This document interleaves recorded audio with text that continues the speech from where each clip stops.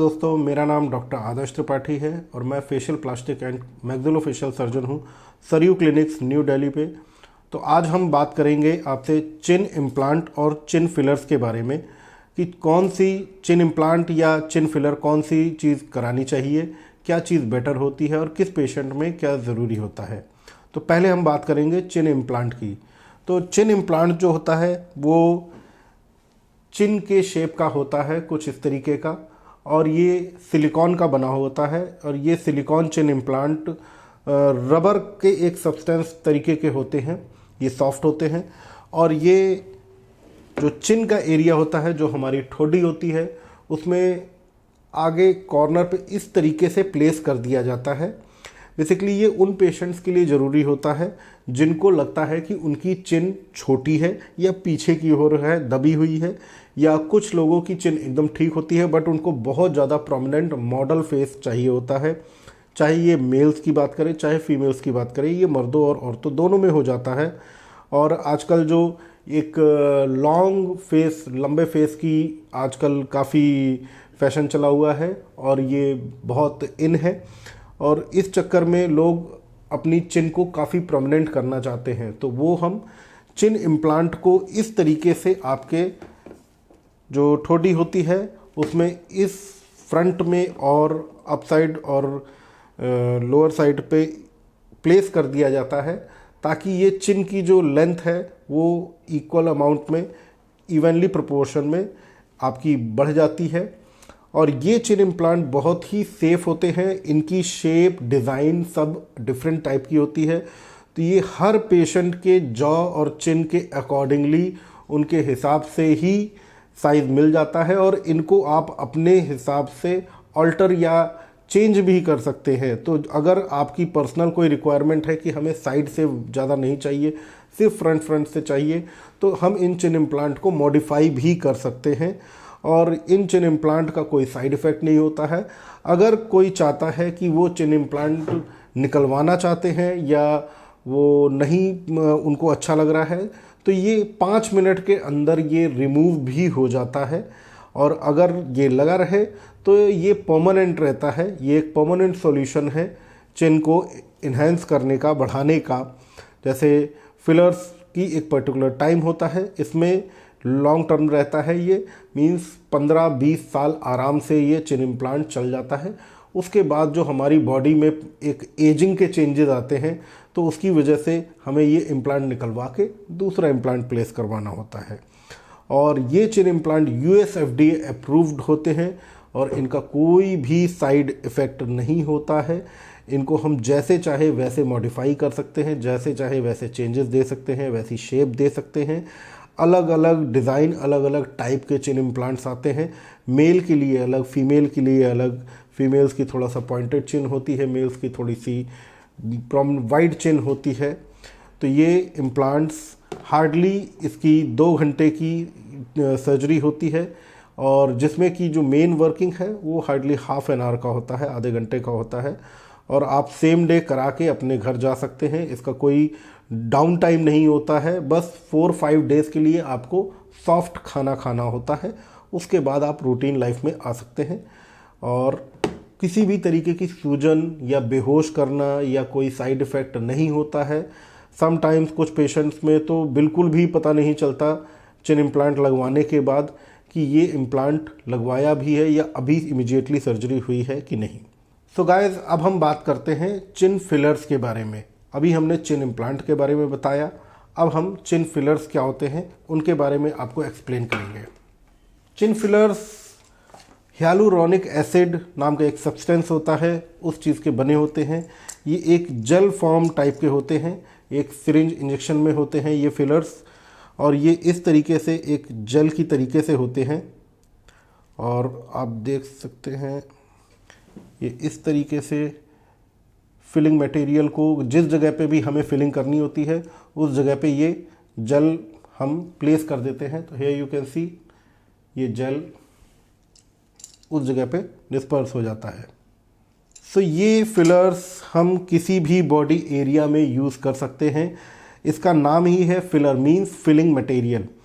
ये फिलर्स हम चिन में और जॉ लाइन में, लिप्स में, कल मल्टीपल एरियाज़ में करते हैं। और जो सब्सटेंस का ये बना होता है हियालुरोनिक एसिड, और भी कंपोनेंट्स के आते हैं, बट जो सबसे ज़्यादा मोस्ट कॉमनली यूज़ किया जाता है वो हियालुरोनिक एसिड है। ये हियालुरोनिक एसिड बहुत ही सेफ सब्सटेंस होता है और ये हमारी बॉडी में खुद से ये क्रिएट होता है, तो ये एक नेचुरल सब्सटेंस की तरीके से होता है और इसका कोई भी साइड इफ़ेक्ट नहीं है। ये हमारे शरीर में मांसपेशियों को, कोलेजन को बनाने का काम करता है और ये नेचुरल प्लम्प देता है और स्किन में जो एक फ्रेशनेस बनी रहती है।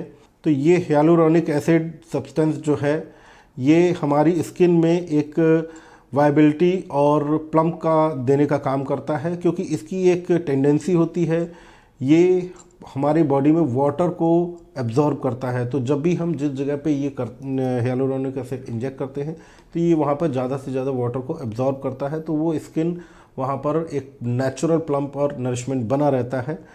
अब बात करते हैं हम चिन फिलर्स की। तो जैसा कि मैंने ये बताया कि ये फिलर्स हम किसी भी जगह पे इंजेक्ट करते हैं, ये जेल की तरीके के होते हैं, तो ये उस जगह के एरिया को फुला देते हैं, प्लम्प कर देते हैं। तो इनमें अच्छी चीज़ ये है कि हम जिस तरीके का डिज़ाइन देना चाहते हैं, जितना प्लम्प देना चाहते हैं, वो सारा का सारा हम आसानी से कर सकते हैं थ्रू दिस इंजेक्शन। और ये तकरीबन 1 साल तक लॉन्ग लास्टिंग रहते हैं और कुछ पर्टिकुलर एरियाज़ में ये 1.5 साल 2 साल तक भी चल जाते हैं। लिप्स के केस में ये सबसे कम चलते हैं क्योंकि वो मूवमेंट काफ़ी ज़्यादा रहता है वहाँ का। चिन में ये तकरीबन 1 से 1.5 साल तक ये लॉन्ग लास्ट करते हैं।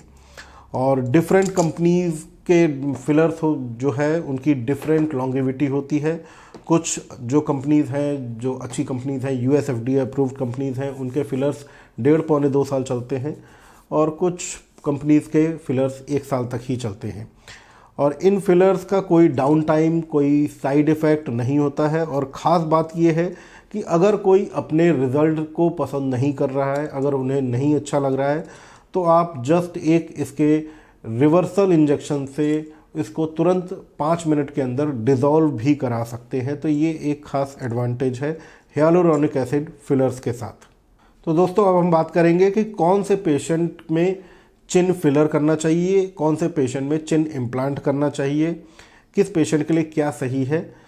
तो जो लोग पहली बार अपनी चिन को इन्हेंस करा रहे हैं और वो श्योर नहीं है कि उन्हें आगे कराना है कि नहीं कराना है, या उनको परमानेंट चिन में इन्हेंसमेंट या प्रोमिनेंस नहीं चाहिए, वो चिन फिलर के लिए जाएं, क्योंकि ये बड़ी आसानी से 5 मिनट 10 मिनट के प्रोसीजर में हो जाता है और इसमें जितना चाहे उतना पेशेंट अपने हिसाब से इन्हांस करवा सकता है।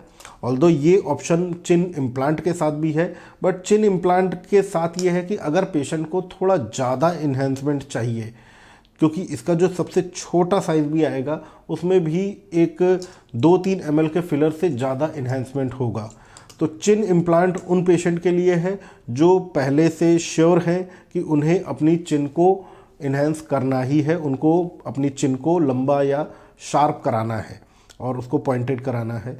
और जो लोग श्योर नहीं है कि वो कैसे दिखेंगे, या उनको डाउट है, या वो टेम्परेरली अपने फेस में चेंजेस चाहते हैं, वो चिन फिलर के लिए जाए।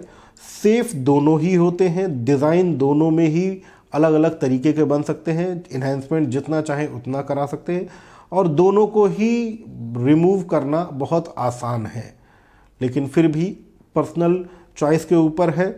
चिन इम्प्लांट फिलर के मुकाबले थोड़ा सा सस्ता पड़ता है, क्योंकि फिलर आपका हर 1-1.5 साल में आपको रिपीट कराना पड़ेगा।